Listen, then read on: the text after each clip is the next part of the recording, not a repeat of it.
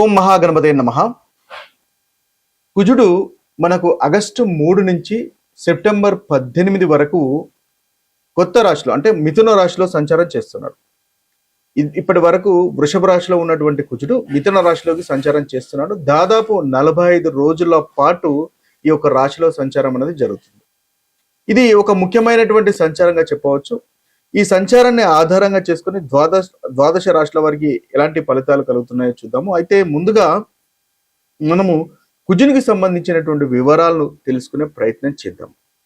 ముఖ్యంగా ఈ కుజుని యొక్క జన్మము ఎలా జరిగింది అనేది మనం పురాణ గాథల్లో కొన్ని విషయాలు మనకు ఇవ్వడం జరిగింది. అయితే ఈ పురాణ గాథల్లో కనుక చూసుకున్నట్టయితే ఒకసారి పరమశివుడు తీవ్రమైనటువంటి తపస్సు చేస్తున్నప్పుడు తన నుదుటి నుండి ఒక చెమట బిందువు భూమిపై పడినప్పుడు భూమి నుండి ఉద్భవించిన వాడే జన్మించిన వాడే కుజుడు అని కూడా కొన్ని పురాణాలు మనకు చెప్తాయి. అయితే భూదేవి కుమారుడు కాబట్టి ఇతన్ని భౌముడు అని కూడా అంటారు. అయితే తర్వాత అంగారకుడు కుజుడు అని ప్రసిద్ధి చెందాడు. అయితే ఇతన్ని భూమిపుత్రుడు అని కూడా మనం పిలవడం అనేది జరుగుతుంది. అయితే ఇంకో పురాణంలో అంటే ఇది భూమిపుత్రుడు కాబట్టి భూములు, వ్యవసాయము, స్థిరాస్తులకు సంబంధించినటువంటి కారకత్వము ఈ కుజగ్రహం అనేది వహించడం జరుగుతుంది. మరో కథ కనుక చూసినట్టయితే స్కంద పురాణంలో మనకి సుబ్రహ్మణ్య స్వామి యొక్క యుద్ధ శక్తికి ప్రతీకగా కుజుని వర్ణించడం అనేది జరుగుతుంది. కాబట్టి అది కూడా మనకి కుజుని యొక్క ఏదైతే జననానికి సంబంధించినటువంటి కథగా చూడవచ్చు. అందువల్లనే సుబ్రహ్మణ్య స్వామికి సంబంధించింది కాబట్టి మంగళవారము సుబ్రహ్మణ్య స్వామిని ఆరాధిస్తే చక్కటి ఫలితాలు ఈ కుజగ్రహం వల్ల కలుగుతున్నటువంటి ప్రతికూలమైనటువంటి ఫలితాలు తొలగిపోతాయి అని చెప్పేసి మనకు శాస్త్రం అనేది చెప్పడం జరుగుతుంది. ముఖ్యంగా ఈ కుజుని యొక్క కారకత్వాలు కనుక మనం చూసినట్టయితే కుజుడు ముఖ్యంగా ధైర్యానికి, పరాక్రమానికి, అదేవిధంగా యుద్ధ శక్తికి, రక్తానికి సంబంధించినటువంటి వాటికి కారకత్వం వహిస్తాడు. భూమి, ఆస్తులు, సోదరులు వాటికన్నిటికీ కారకత్వం వహిస్తాడు. అయితే కుజుడు మన జాతకంలో జన్మ జాతకంలో కనుక అంత బలంగా లేనట్టయితే వారికి ధైర్యం అనేది తక్కువగా ఉంటుంది, పోరాడే శక్తి ఉండదు. ముఖ్యంగా కుజుడు అనేది పోరాట పటిమను మనకు చూపిస్తాడు కాబట్టి పోరాడేటటువంటి శక్తి అనేది ఉండదు. ముఖ్యంగా ఆత్మవిశ్వాసం కూడా లోపిస్తుంది, కోపం ఎక్కువగా అవుతుంది, మొండితనం పెరగడం లాంటి ప్రతికూలమైనటువంటి ఫలితాలు మనకి కుజుడు అంతగా అనుకూలంగా లేకపోతే కలుగుతాయి. ఇక మీ జన్మ జాతకంలో కుజుడు బాగా లేనట్టయితే ఆరోగ్య విషయానికి సంబంధించినటువంటి చూసినట్టయితే రక్తం సంబంధించిన విషయాలు, కండరాలకు సంబంధించినటువంటి విషయాలు, గాయాలు, ప్రమాదాలు ఇవన్నీ కూడా కుజుని యొక్క ఆధీనంలోకి వస్తాయి. కుజుని యొక్క పోర్ట్ఫోలియో కారకత్వాలు అని అంటాము. కుజుని యొక్క సంబంధించినటువంటి వాటికి వస్తాయి. కాబట్టి వీటిలలో ఇబ్బంది కలుగుతుందంటే కుజుడు మనకు అంతగా అనుకూలంగా లేడు అని మనము గమనించాలి. ఇక ధనానికి మనం ముందుగానే అనుకున్నట్టుగా రియల్ ఎస్టేట్స్ కి, భూములకు, జాగలకు, తర్వాత కాంట్రాక్ట్ సంబంధించినటువంటి విషయాల్లో, రియల్ ఎస్టేట్ కి సంబంధించిన విషయాల్లో కూడా కుజుడు ప్రాతినిధ్యం వహిస్తారు. కాబట్టి వీటిల్లో అనుకూలంగా ఉన్నట్టయితే మీ జాతకంలో కుజుడు చక్కగా ఉన్నట్టు అర్థము. అనుకూలంగా లేనట్టయితే వీటి విషయాల్లో మీరు ఇబ్బంది పడాల్సినటువంటి అవసరం ఏర్పడుతుంది. అయితే పరిహారాలు చేసుకోవడం వల్ల, కుజుడికి సంబంధించినటువంటి పరిహారాలు చేసుకోవడం వల్ల వాటి నుంచి అధిగమించగలుగుతారు. ముఖ్యంగా కుజుడు సూచించేటటువంటి వస్తువులు ముందుగానే అనుకున్నట్టుగా ఇల్లు, భూమి, వ్యవసాయ భూములు, ఆయుధాలు, యంత్రాలు, ఇనుము కూడా కుజుడికి సంబంధించినటువంటి కారకత్వం వహిస్తుంది. ఎరుపు రంగుకు సంబంధించినటువంటి విషయాలకు కూడా కుజుడు మన కారకత్వం వహిస్తాడు.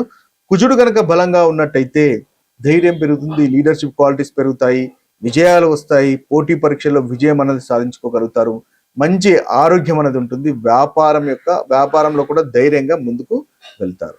ఇవన్నీ కూడా మనకు కుజునికి సంబంధించినటువంటి కారకత్వాల్లో వస్తాయి.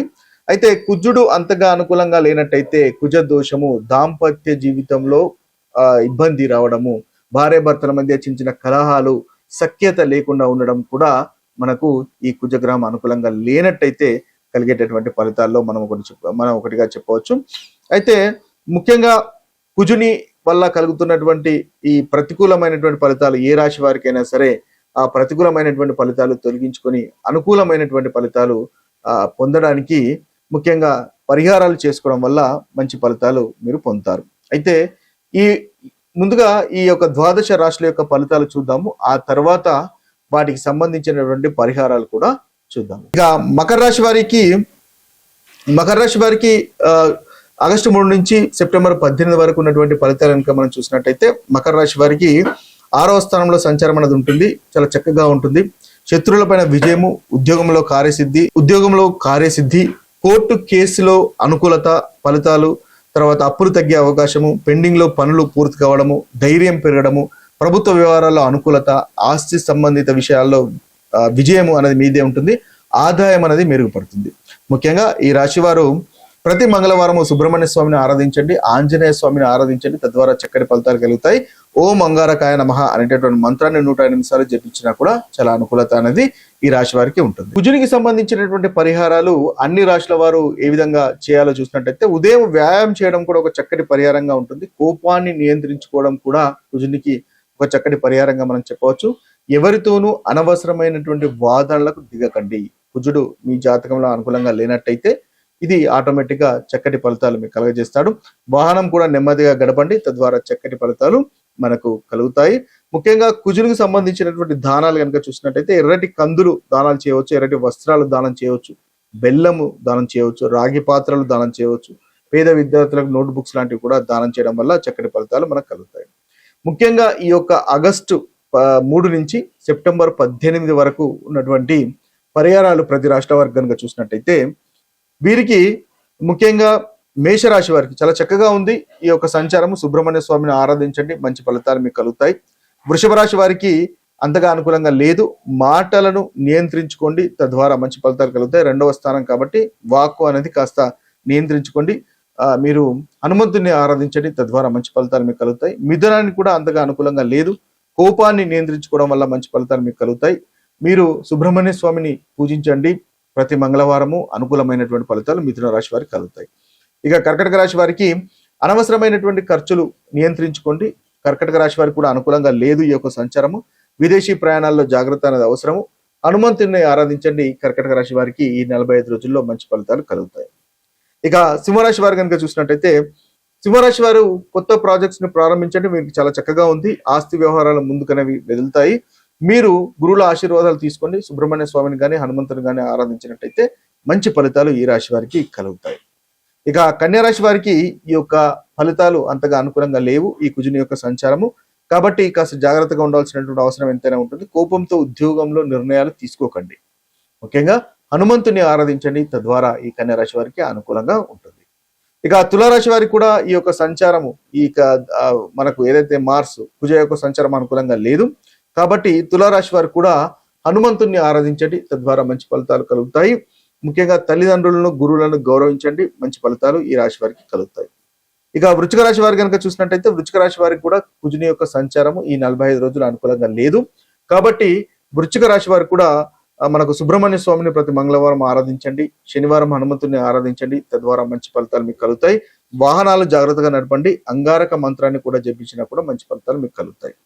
ఇక ధనుసు రాశి వారు కనుక చూసినట్టయితే ధనుసు రాశి వారికి కూడా ఈ కుజుని యొక్క సంచారం అంతగా అనుకూలంగా లేదు ఆగస్టు 3 నుంచి సెప్టెంబర్ దాదాపు 18 వరకు. కాబట్టి ధనుసు రాశి వారు కూడా సుబ్రహ్మణ్య స్వామిని ఆరాధించండి ప్రతి మంగళవారం, లేదా హనుమంతుని ఆరాధించినా కూడా ప్రతి మంగళవారము మీకు చక్కటి అనుకూలమైనటువంటి ఫలితాలు ధనుసు రాశి వారికి కలుగుతాయి. ఇక మకర రాశి వారు కనుక చూసినట్టయితే మకర రాశి వారికి కూడా అనుకూలంగా లేదు. షేర్ మార్కెట్ స్పెక్యులేషన్ వాటికి దూరంగా ఉండండి. మకర రాశి వారు కుంభరాశి వారు ముఖ్యంగా చూసినట్టయితే పిల్లలతో సమయాన్ని గడిపించే ప్రయత్నం చేయండి. మీరు కూడా హనుమంతుని లేదా సుబ్రహ్మణ్య స్వామిని పూజించండి, తద్వారా మంచి ఫలితాలు మీకు కలుగుతాయి. ఇక కుంభరాశి కూడా సేమ్, మీరు కూడా కోపాన్ని నియంత్రించుకోవడం మీకు కూడా అంతగా అనుకూలంగా లేదు. సుబ్రహ్మణ్య స్వామిని కానీ లేదా హనుమంతుని కానీ ఆరాధించండి. మీనరాశి వారికి కూడా అంతగా ఈ యొక్క అనుకూలత అనేది లేదు. వాహనాలు నెమ్మదిగా నడపండి. మీరు ప్రతి శనివారం హనుమంతుని ఆరాధించినట్టయితే చక్కటి ఫలితాలు కలుగుతాయి. ఇవి స్థూలంగా ఈ రాశిలో వారికి ఉన్నటువంటి పరిహారాలు. మరొక వీడియోలో మరొక రాశి ఫలితాలతో కలుద్దాము. అంతవరకు సెలవు. సర్వే జన సుఖినో భవంతు, సర్వే సుజన సుఖినో భవంతు. నమస్తే.